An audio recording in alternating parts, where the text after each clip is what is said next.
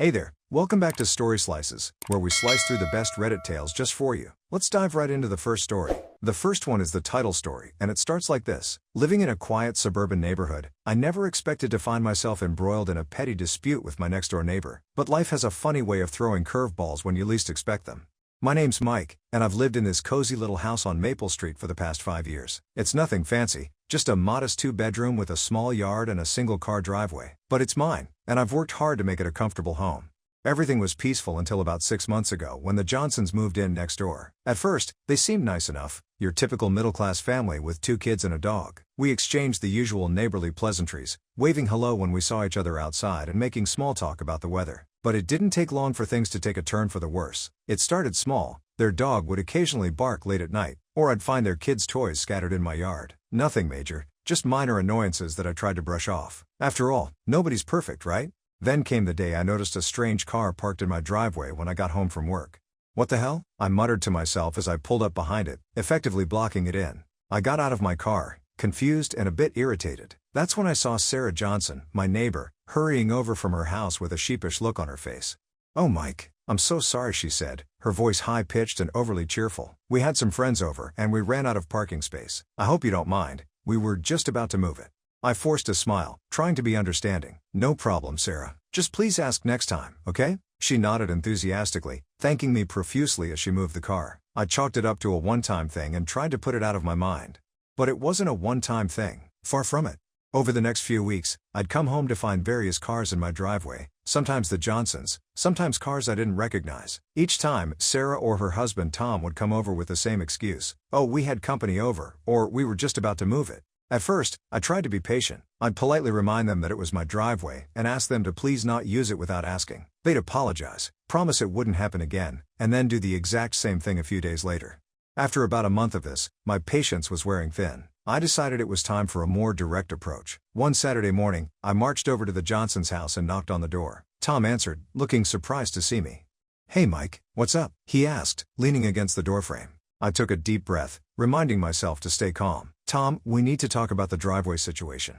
His eyebrows furrowed in confusion. "Driveway situation?" "Yes," I said firmly. "You and Sarah keep using my driveway to park your cars or your guests' cars. It's been happening almost every day for the past month." Tom's expression shifted from confusion to mild annoyance. "Come on, Mike. It's not that big a deal, is it? We're neighbors. Can't we help each other out?"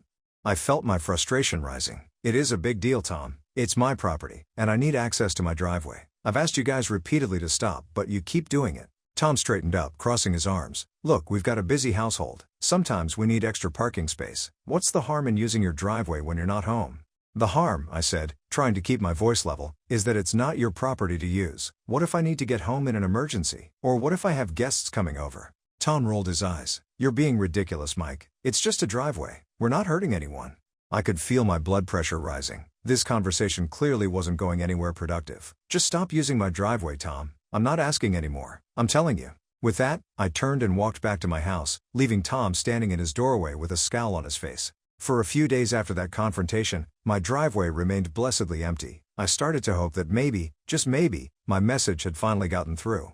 But my relief was short-lived. Less than a week later, I came home from a long day at work to find not one but 2 cars crammed into my driveway. I sat in my car for a moment, staring at the scene in disbelief. Were they seriously doing this again? I got out of my car, slamming the door perhaps a bit harder than necessary, and stormed over to the Johnsons' house. This time, Sarah answered the door. "Oh, hi Mike," she said, her smile faltering as she took in my expression.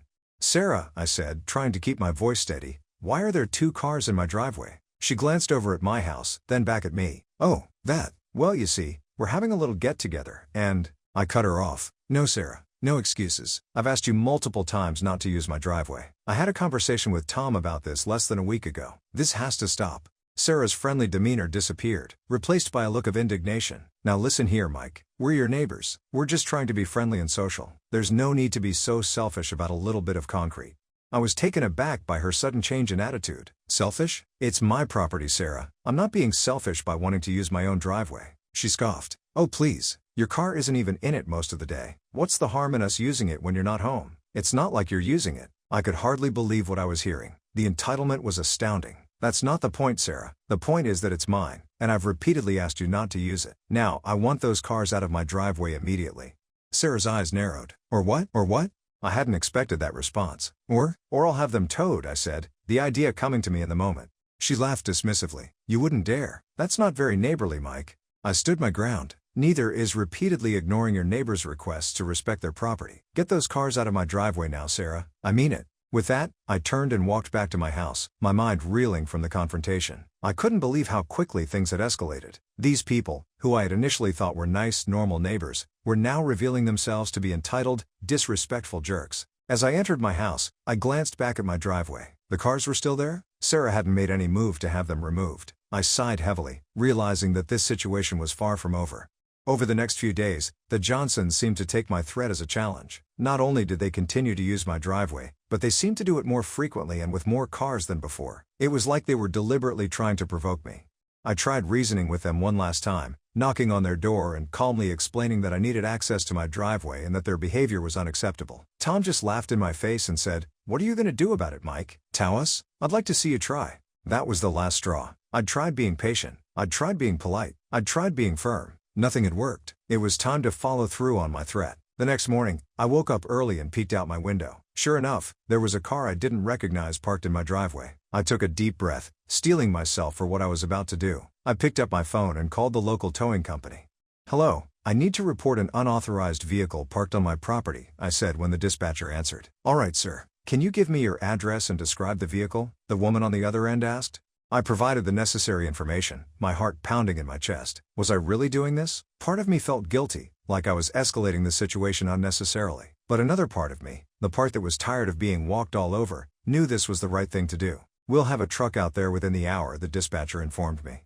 "Thank you," I replied, hanging up the phone. For the next 45 minutes, I paced nervously around my living room, peeking out the window every few minutes. I half expected the Johnsons to come out and move the car, but the driveway remained undisturbed. Finally, I heard the rumble of a large engine. I looked out to see a tow truck pulling up in front of my house. A burly man in a uniform got out and approached my front door. I met him outside. "You the one who called about an unauthorized vehicle?" he asked gruffly. I nodded, pointing to the car in my driveway. "That's the one." He grunted in acknowledgement and set about hooking up the car to his truck. I stood by, watching nervously, half expecting the Johnsons to come bursting out of their house at any moment. But they didn't. Either they were still asleep or they were deliberately ignoring what was happening. Either way, within minutes, the car was hooked up and ready to go. As the tow truck driver was about to leave, the front door of the Johnsons' house flew open. Sarah came running out, still in her pajamas, her face a mask of disbelief and anger. "What the hell do you think you're doing?" she screeched, stomping towards us. The tow truck driver looked at me questioningly. I took a deep breath and stepped forward. "I warned you, Sarah. I told you I'd have unauthorized vehicles towed from my property." Sarah's face turned an alarming shade of red. "You can't do this. That's my sister's car." "I can, and I am," I replied, trying to keep my voice steady. "I've asked you countless times not to park in my driveway. You ignored me? This is the consequence." Sarah turned to the tow truck driver. "You can't take that car. He's lying. We have permission to park there." The driver looked uncomfortable but stood his ground. "Ma'am, I've been called to remove an unauthorized vehicle from private property. If you have an issue with that, you'll need to take it up with the impound lot." Sarah let out a frustrated scream. "This isn't over, Mike. You'll regret this." I watched as the tow truck pulled away, Sarah's sister's car in tow. Sarah stormed back into her house, slamming the door behind her. I let out a long breath, a mixture of relief and anxiety washing over me. I had finally stood up for myself, but I knew this was far from over. Throughout the day, I could hear raised voices coming from the Johnsons' house. Occasionally, I'd see Sarah or Tom glaring at me through their windows. I tried to go about my day normally, but I couldn't shake the feeling of unease. Around dinnertime, there was a loud, angry knock at my door. I opened it to find Tom standing there, his face flushed with anger. "You've got some nerve, Mike," he spat. "Do you know how much it's going to cost to get that car out of impound?"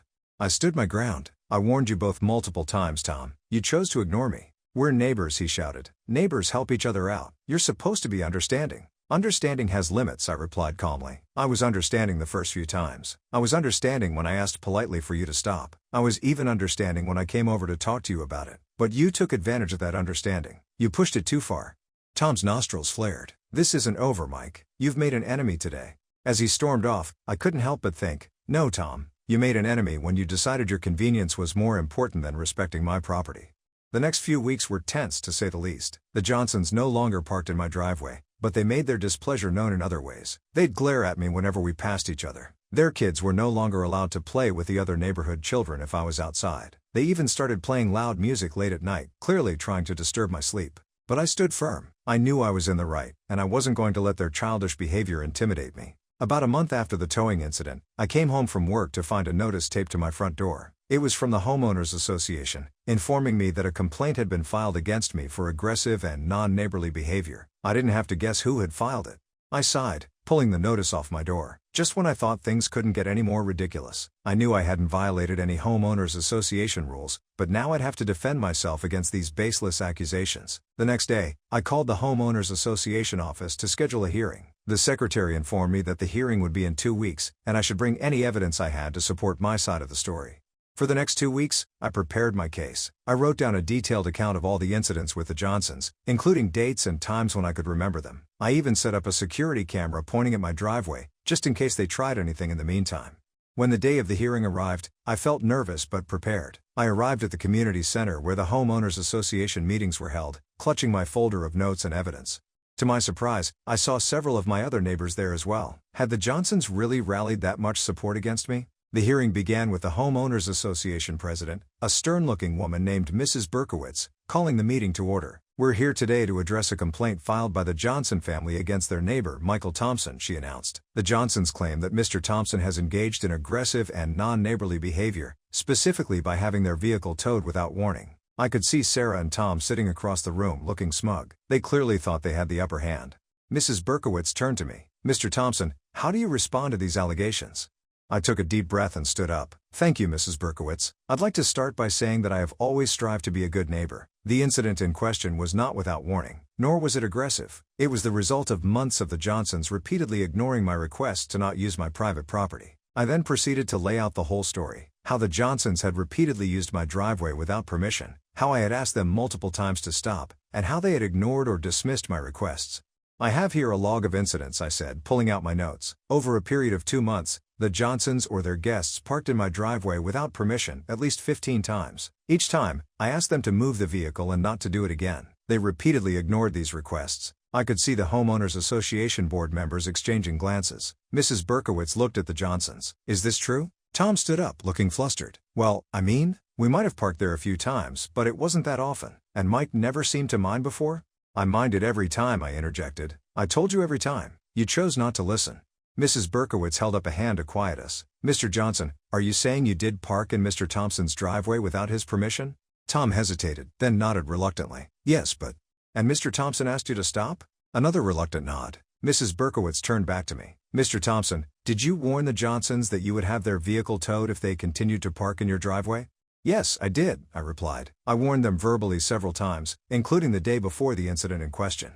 To my surprise, one of my other neighbors, Mrs. Chen from across the street, raised her hand. "If I may," she said when Mrs. Berkowitz acknowledged her, "I can corroborate Mr. Thompson's story. I've seen the Johnsons park in his driveway many times, and I've overheard him asking them not to do it." Another neighbor, Mr. Patel from 2 doors down, also spoke up. "I too have witnessed this. In fact, the Johnsons often park their extra cars in front of my house as well, blocking my mailbox. It's been quite frustrating." I could see Sarah and Tom squirming in their seats as more neighbors voiced similar complaints. It seemed the Johnsons' entitled behavior hadn't been limited to just me. After hearing from several more neighbors, Mrs. Berkowitz called for a brief recess so the Homeowners Association board could discuss the matter privately. As we waited, I could see the Johnsons huddled together, whispering furiously. They kept shooting glares in my direction. When the board returned, Mrs. Berkowitz cleared her throat. "After careful consideration of the evidence and testimony presented, the board has reached a decision. We find that Mr. Thompson's actions were justified and do not constitute aggressive or non-neighborly behavior. The complaint against him is dismissed." I let out a sigh of relief, but Mrs. Berkowitz wasn't finished. "Furthermore," she continued, "we find that the Johnsons have repeatedly violated Homeowners Association rules regarding parking and respecting neighbors' property. As such, they will be issued a formal warning. Any further violations may result in fines or other penalties as outlined in the Homeowners Association bylaws." The look on the Johnsons' faces was a mixture of shock and outrage. They had clearly expected this hearing to go very differently. As the meeting adjourned, several neighbors came up to me to express their support. It was heartening to know that I wasn't alone in my frustrations with the Johnsons. As I was leaving, I overheard Tom and Sarah arguing with Mrs. Berkowitz. "This is ridiculous," Sarah was saying. "We're the victims here. Mrs. Berkowitz's reply was calm but firm. Mrs. Johnson, multiple witnesses have corroborated Mr. Thompson's account. You repeatedly used his property without permission, despite being asked to stop. That is a clear violation of our community standards. But Tom started to protest. No buts, Mr. Johnson. Mrs. Berkowitz cut him off. I suggest you take this warning seriously. Any further complaints against you will be dealt with severely. As I walked to my car, I couldn't help but feel a sense of vindication. It had been a stressful few months, but finally, justice had been served. Over the next few weeks, I noticed a marked change in the Johnsons' behavior. They no longer parked in my driveway or even glared at me when we passed each other. In fact, they seemed to be going out of their way to avoid me altogether. One Saturday morning, about a month after the Homeowners Association hearing, I was out mowing my lawn when I saw Tom approaching. He looked uncomfortable, shifting from foot to foot as he stood at the edge of my property. "Hey Mike," he said, his voice lacking its usual bravado. "Got a minute?" I turned off the lawnmower and wiped my brow. "Sure, Tom. What's up?" He took a deep breath. I wanted to apologize. For everything? The parking, the attitude, all of it. We were out of line. To say I was surprised would be an understatement. This was the last thing I had expected from Tom Johnson. "Sarah and I," he continued, "we've done a lot of talking since the Homeowners Association meeting. We realized we've been pretty terrible neighbors. Not just to you, but to everyone on the street. We got so caught up in our own convenience that we didn't stop to think about how our actions were affecting others." I nodded, not quite sure what to say. Tom went on, "We're trying to do better, be more considerate, you know? And, well, we wanted to start by making things right with you. So, I'm sorry. Truly, truly." I could see the sincerity in his eyes. It must have taken a lot for him to come over and say this. "I appreciate that, Tom," I said finally. "It means a lot to hear you say that." He nodded, looking relieved. "So, do you think we could start over? Try to be actual neighbors?" I thought about it for a moment. Part of me was still wary, remembering all the stress and frustration of the past few months. But another part of me recognized the courage it took for Tom to come and apologize like this. "Yeah," I said, extending my hand. "I think we can do that." Tom shook my hand, a small smile on his face. "Thanks, Mike. We'll do better, I promise." As he walked back to his house, I couldn't help but feel a sense of optimism. It had been a long, stressful journey, but maybe some good had come out of it after all. The Johnsons had learned an important lesson about respect and consideration, and our little community had come together in a way it never had before. I went back to mowing my lawn, feeling lighter than I had in months. My driveway was clear, my neighbors were civil, and peace had returned to our little corner of the neighborhood. Sometimes, standing up for yourself isn't just about winning a battle, it's about inspiring change and fostering understanding. And in the end, that's a victory we can all share in. Are you hungry for more slices of stories? Don't forget to subscribe and hit the bell to never miss out on any videos. See you tomorrow at Story Slices.